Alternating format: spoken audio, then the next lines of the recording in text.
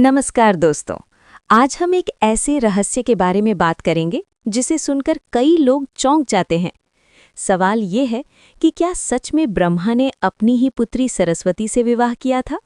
अगर हाँ, तो इसके पीछे क्या कारण था? आइए इस रहस्य को समझते हैं। हिंदू धर्म की प्राचीन कथाओं के अनुसार जब सृष्टि की शुरुआत हुई, तब ब्रह्मा जी को सृष्टि रचने का कार्य मिला। लेकिन सृष्टि की रचना के लिए केवल शक्ति ही नहीं, बल्कि ज्ञान और बुद्धि की भी आवश्यकता थी।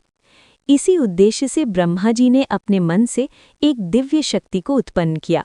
ये शक्ति थी सरस्वती, जो ज्ञान, कला और बुद्धि की देवी मानी जाती हैं।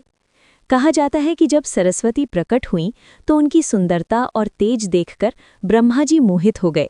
कुछ प्राचीन ग्रंथों में वर्णन मिलता है कि उन्होंने सरस्वती से विवाह करने की इच्छा व्यक्त की।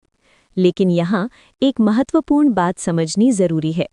कई विद्वानों और धर्मशास्त्रों के अनुसार ये कथा प्रतीकात्मक है।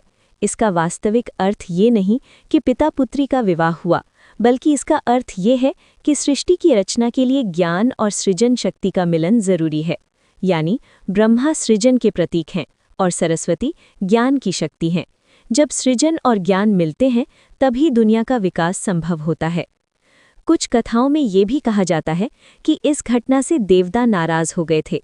यहाँ तक कि शिव ने ब्रह्मा जी को शाप दिया कि उनकी पूजा पृथ्वी पर बहुत कम होगी। शायद यही कारण है कि भारत में ब्रह्मा जी के मंदिर बहुत कम देखने को मिलते हैं। सबसे प्रसिद्ध मंदिर पुष्कर ब्रह्मा टेम्पल में स्थित है। तो दोस्तों, इस कहानी का असली संदेश क्या है?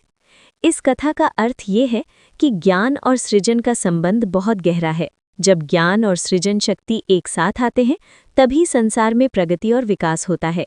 इसलिए इस कहानी को शाब्दिक रूप से नहीं, बल्कि प्रतीकात्मक रूप से समझना चाहिए। दोस्तों, अगर आपको ये जानकारी रोचक लगी हो तो ज़रूर बताइए, और ऐसे ही पौराणिक रहस्यों को जानने के लिए हमारे साथ बने रहिए। धन्यवाद।